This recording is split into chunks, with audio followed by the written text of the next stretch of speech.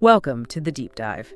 We take a whole stack of sources, research, articles, expert takes, and, well, we basically give you the shortcut to getting up to speed. Today, we're digging into something that often feels a bit soft, maybe, but is actually backed by some pretty solid science. Mindful gratitude.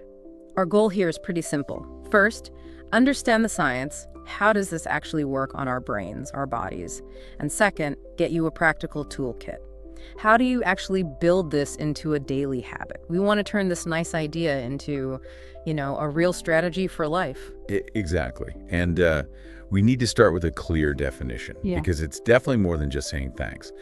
Robert Emmons, who's a major researcher here, points out two key parts. First, it's about noticing, really affirming the good things you've actually received, just seeing the abundance around you. And the second part is crucial. Acknowledging that others, forces outside yourself, often played a role in those good things. It's this intentional noticing and appreciating the positive stuff that didn't just come from you. Right. It's not just I achieved this, but also recognizing help, luck, circumstance, the external sources. Precisely. It's an outward look that creates an internal shift. And the research we looked at really hammers this home, these small, specific actions of appreciation. They can genuinely lead to pretty big changes, like transformative shifts in how you feel, how resilient you are, even physically. Okay, so let's unpack that payoff. We're not just talking feeling good for 5 minutes. What are the real measurable benefits the science points to when we practice gratitude consistently? Well, what's really interesting is how foundational it is in positive psychology. It's seen as a key tool because it helps you actually build up lasting personal resources. Think about Barbara Fredrickson's broaden and build idea.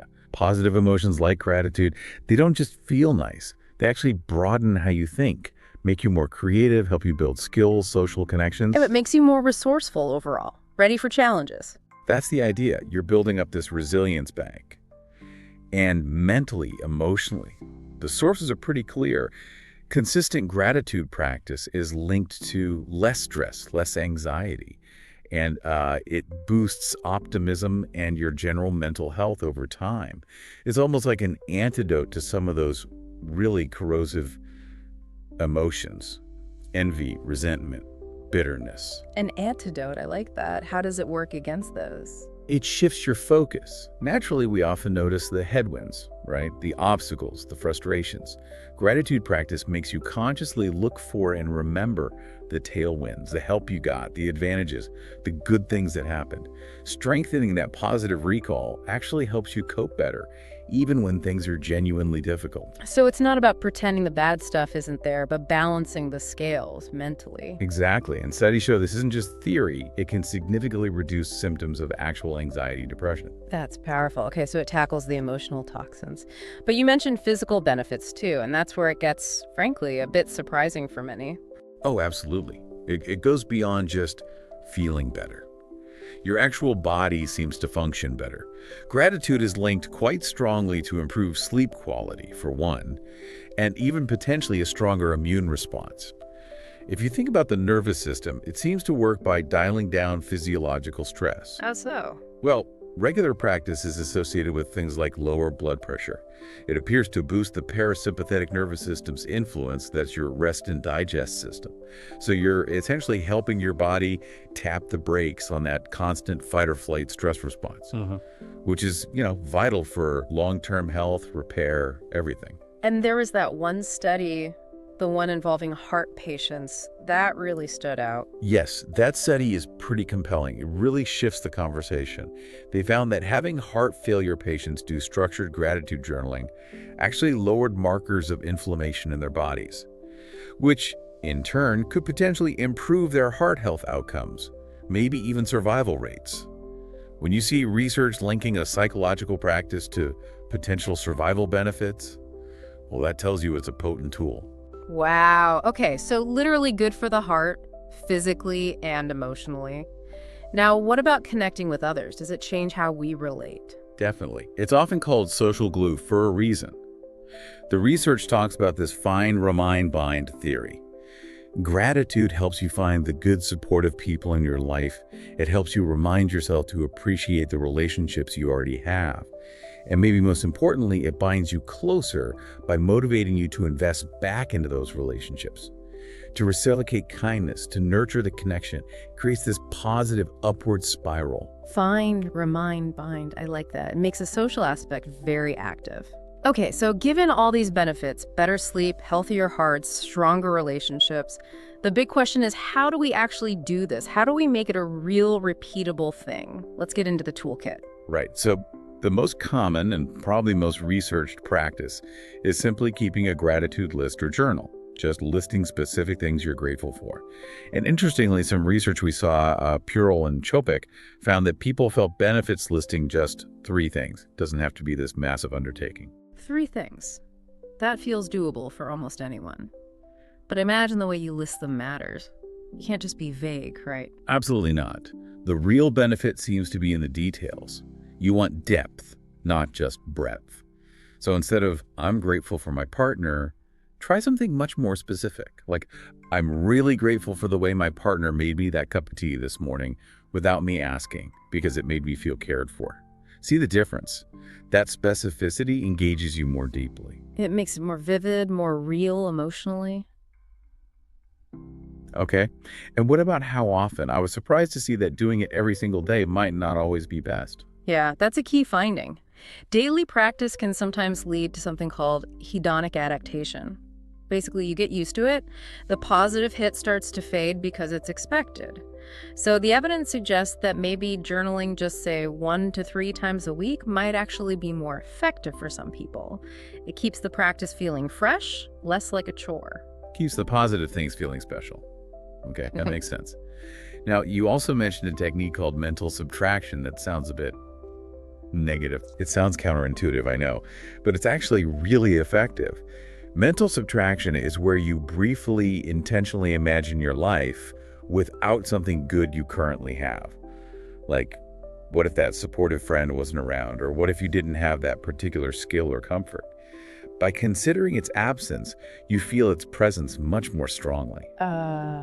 So it's using contrast to amplify the appreciation for what is there, not dwelling on the negative, but highlighting the positive. Exactly. It's a quick thought experiment, really powerful for boosting gratitude right now. Okay, let's talk about expressing it outwards, that social glue aspect. Thank you letters came up. Yes. Writing a heartfelt thank you letter to someone who made a difference is a really high-impact practice. And fascinatingly, research showed significant mental health boosts, even for people who wrote these letters weekly but never actually sent them. Really? Just the act of writing it out helped? It seems so. The process of articulating that gratitude has internal benefits. But of course, actually sending it, or just telling someone directly how much you appreciate them, that bridges the gratitude gap. Sharing that appreciation openly really strengthens the bond and creates a more positive environment for everyone. And for something quicker, more daily, there was that tip from Sean Aker. Right, the 2-sentence thank you email. Yeah. Starting your workday by sending a quick email expressing appreciation to someone before diving into the rest of your inbox. It's a great way to set a positive tone. A little intentionality hack first thing. What about practices that involve moving or using our senses more? Yeah, for people who connect better that way, the gratitude walk is perfect. It's basically a moving meditation. You just walk, paying attention intentionally to your surroundings, using all your senses. What do you see, hear, smell? Appreciating the simple things in the world around you. Connecting you to the present moment through appreciation. Exactly. And that ties into the savor the moment meditation too. That's more about focusing intently, maybe using your breath as an anchor, and then picking one thing to appreciate deeply through your senses. Like the color of something nearby, the smell of coffee, the sound of rain, the feeling of a soft blanket. Really honing in on one specific sensory detail and appreciating it. Forces you to slow down and notice. And finally, there was the gratitude jar. That seems like a nice long-term ritual. It is. It's simple. Just write down good moments or things you're grateful for on little slips of paper, put them in a jar throughout the year. Then, maybe on a tough day or at the end of the year, you can open it up and read through them. It's like creating an emotional savings account of positive memories. Okay, so we have the compelling why, the benefits, and we have the how, the toolkit of practices. Now, the crucial part, How do we make this stick? How does it become less of an effort and more of an automatic habit, actually changing our brains? Well, the key word there is neuroplasticity. Consistent practice is absolutely essential for that long-term change. You are, quite literally, retraining your brain.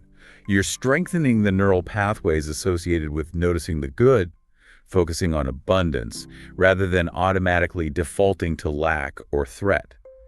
But it takes repetition. So, intentional effort at first, leading to automaticity later. What strategies does the research suggest are most effective for building that habit?